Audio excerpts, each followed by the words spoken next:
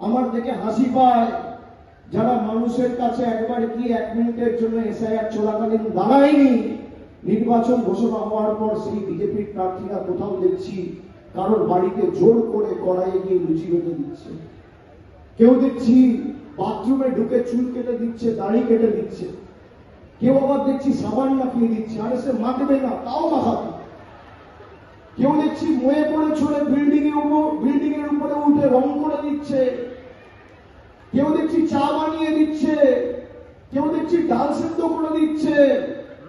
আজকে 25 তারিখ আর 4 দিন, তারপর আমাদের দেখা পাবেন না। তোমার দেখা নাই রে, তোমার দেখা নাই। 4 দিন এদেরকে ইন্টারসে খাটান। আমি মায়েদের অনুরোধ করব, বাড়িতে যদি ঝাঁটা থাকে হাতের নাগালে রাখুন, ঝাঁটাটা হাতের নাগালে রাখুন। বিজেপির প্রার্থী কর্মীরা গেলে ঘর দুয়ার পরিষ্কার করা, আর ভাইদের বলবো চুল দাড়ি কেটে টাকা নষ্ট করবো, এদের দিয়ে চাকরি যা পারো করিয়ে না। 4 তারিখ ভোট বাক্স খুলবে, আমার সব ভোকারটা পদ্ম ফুল চোখে সর্ষে ফুল দেখবে, আর চারিদিক জোড়া ফুল মনে থাকে।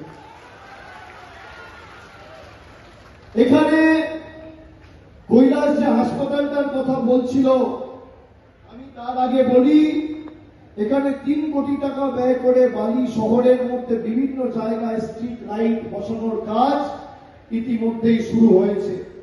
আর যে হাসপাতালের কথা বলছিল, সেখানে কেদারনাথ আরোগ্য ভবন, সেটা ভাঙার কাজ শুরু হয়েছে। আগামী দিন সেবাশ্রয় তো আপনারা দেখেছেন, এটাকে নতুন করে তৈরি করে পরিকাঠামোগত উন্নয়ন করে নতুন ভাবে সাজানোর জন্য যা ফান্ড দরকার হবে আমি নিজে তার ব্যবস্থা করব, আমি সরকারের সাথে কথা বলে, এবং যত দ্রুত সম্ভব এই কাজ আমরা সম্পূর্ণ করব। কিন্তু কৈলাসকে 25,000-এর বেশি ভোটে জিতাতে হবে। আপনাদের প্রতিজ্ঞা, আপনারা যা কথা দেবেন, আপনাদের যা প্রয়োজন আপনারা আদেশ করবেন। এই বাড়ি ছিল সিপিএম এর আতুর ঘর। এমনকি 2001 সালেও সিপিএম জোর জবরদস্তি 1, 6, 60,000, 70,000 ভোটে জিতত, দাপিয়ে বেড়াতো।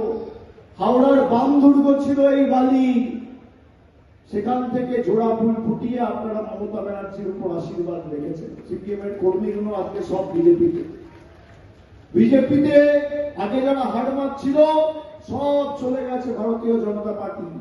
আগে ছিল বাম, এখন হয়েছে রাম। নতুন বোতলে পুরনো মদ। যাদেরকে মানুষ প্রত্যাখ্যান করেছে বিজেপি লুফে নিয়েছে। তৃণমূল দেখবেন যাদেরকে ফেলে দেয়, একদম ডাস্টবিনে ফেলে দেয়, অমিত শাহ, মোদী, জেপি নাড্ডা এসে ডাস্টবিন থেকে কুড়িয়ে কুড়িয়ে মাথায় আবর্জনাগুলোকে মণিমুক্তের মতো বসিয়ে রাখে সম্পদ করে।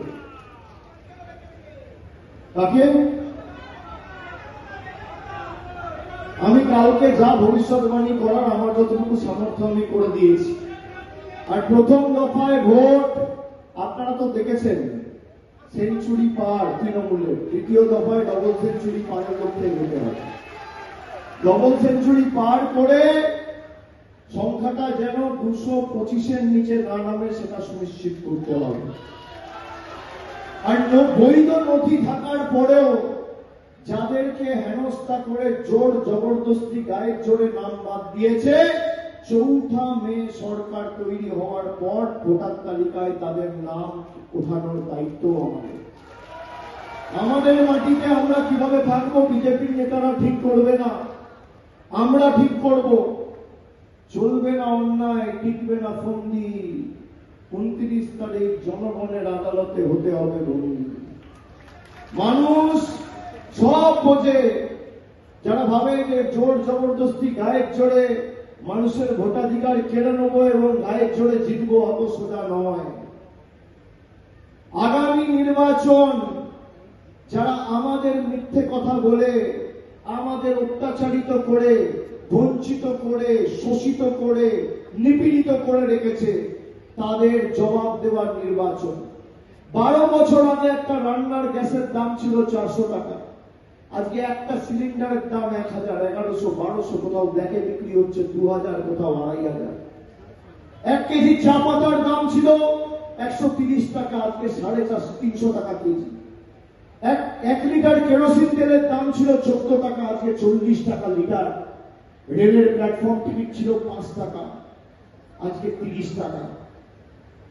দৈনন্দিন জীবনে নিত্য প্রয়োজনীয় জিনিসের মূল্য বৃদ্ধি আকাশ ছোঁয়া।